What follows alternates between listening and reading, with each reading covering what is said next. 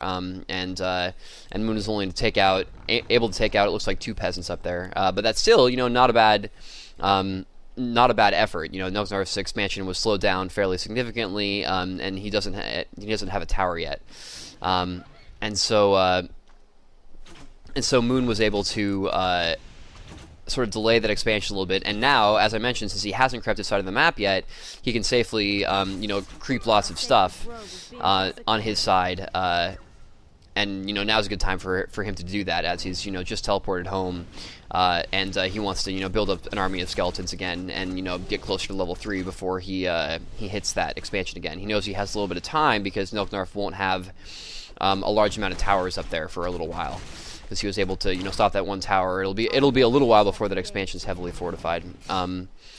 And you'll notice that that Moon is just continuing to make good use of his of all of his tools here. He sends his extra skeletons right into Nilfgaard's expansion just to do a little bit of harassment on the peasants, to maybe kill a peasant, and also to scout to see what's going on. Whether Nilfgaard's massing towers or whether he's going to be starting tech soon. You'll also notice on the south side of the map that Moon has done some very clever stuff. A while ago, while Moon was originally doing his harassment on Nilfgaard's base, he created that Tree of Life on the south side of the map. Generally speaking, when you're going these Dark Ranger strategies, it's always a good idea for you to do something like this. Put up a tree somewhere, try to expand while you're doing all this harassment stuff. In the end, the human player, if they're able to stall you long enough with their expansion, then they will eventually have a larger army than you can handle, and so you want to have an expansion of your own to counteract that. And you'll notice that on the south side of the map, Moon was actually able to creep that entire southern gold mine with just a Tree of Life and a Shredder.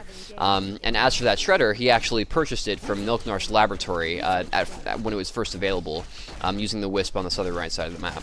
So several clever moves combined there by Moon, allowing him to set up that expansion without losing any of his precious time on the north side of the map. So that's a very Terenas Stand specific thing, where you're able to do that particular expansion creeping without having any of your actual army there. But just bear in mind that you can do that, and that Shredders are, I talked about Shredders before in my other commentaries, generally very useful, especially when you have an expansion, and especially if you can deny your opponent of his Shredder. It's often, a good idea on a map like this. So, you'll notice that Moon also immediately bought his own Zeppelin right at his first opportunity. Zeppelins are a big part of Terenas Stands. Expect to see them, especially in this particular matchup. They happen a lot. And you'll notice that the Zeppelin is very useful in this particular fight in terms of microing the archers. And you'll also notice that Moon actually put up an Ancient of Winds before he put up his first Ancient of Lore. And that's that's an interesting choice. And the reason that he does that is because it's Terenas Stand, and the Zeppelins. Moon is just that certain that the Zeppelins are going to come into play. And sure enough, Nilfgaard did have a Zeppelin harass going, and that Hippogriff allowed him to take down Nilfgaard's Zeppelin, and allowed him to kill several footmen, and you just counter that whole harassment, because eventually you're probably going to want to make an Ancient of Winds, and it's better to do it first. The Ancient of Wind is still useful later on, making fairy dragons and whatnot. And so it's better to do it early so you're not reacting to your opponent's Zeppelin, because if the opponent comes into your base within a Zeppelin and you don't have a Hippogriff to counter it, then you end up being sort of on the defensive until you have a Hippogriff. So Moon instead was sort of proactive and made his Ancient of Wind first, and was able to counter that whole attempt by Nilfgaard. So now Moon's starting his Ancients of Lore and going to his tier 3. So a pretty cool decision by Moon there. So you'll notice that again, Moon making good use of his Staff of Teleportation to just do a little bit of harassment on Nilfgaard's side, and meanwhile he's going to use the rest of his army to sort of fight out this harassment attempt by Nilfgaard. Moon just always making sure to be multitasking in effective ways. He's sort of the classic example of Night Elf multitasking. He's sort of the I would say like the ultimate example. He's the one who comes up with all these crazy multitasking strategies that allow you to do all this stuff at once, like creeping that expansion mine with just the Tree of Life and the Shredder. So, you know, the basic idea behind this particular army split here is that he doesn't really need to be creeping with his Dark Ranger right now. The Dark Ranger's level 3. It's much more important for his Panda to get levels. And so he might as well be using that Dark Ranger for something else instead of having it just sit and wait for his Panda to creep. And so he just does a little bit of harassment and was able to kill a Rifleman. Pretty clever. And meanwhile, he's keeping his Panda near his base because he knows that Nilknarf is nearby and he wants to ensure that his lures get up. One thing that good human players will do is they'll time their hits on your base so that they can actually cancel your lures repeatedly.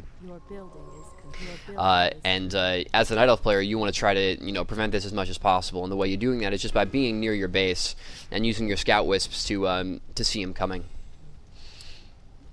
One thing you might do just as an exercise with this particular replay is to watch this replay and just watch what Moon does with his wisps.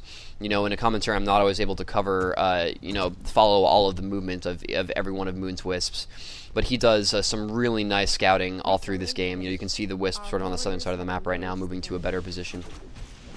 But all throughout the game, you know, any moment in which he has a free second, he's moving one of his wisps into an advantageous location, and that's something that you always should be doing as Night Elf. You know, the wisps are actually one of your largest racial advantages in terms of just being able to have a good handle on what your opponent's doing. And you don't even have to make a shade. Go Night Elf.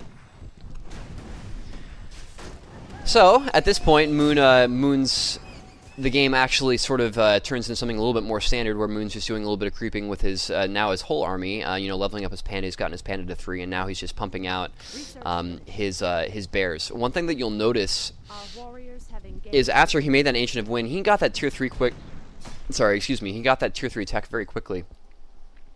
That's actually something that's very important. The other thing about good human players is in these games where both players have expanded, a good human player will know how to take advantage of the fact that their expansion gets up before yours does. And by that I mean the human player sort of has their largest advantage at the time when they have gotten to around 70 food, and you are still sort of getting your tech and your expansion hasn't quite paid off for you yet. And so you want to make sure to get your tech as fast as possible so that you have bears out when that human player makes that inevitable move at your base. And so that's what Moon's done, and he actually does have bears for this fight. You know, if he didn't have bear tech for this fight, then the game would probably be over. If he just massed dryads, then the game he still wouldn't be in good enough position because Nilknarf has enough riflemen to stop the dryads. So you'll notice that Moon is making good use of his wisps in this fight. That's something that you always should bear in mind. You know, don't get lazy in these fights. Any spare wisps you have lying around, you should use them to detonate on the human's army. You can also take some off of your gold.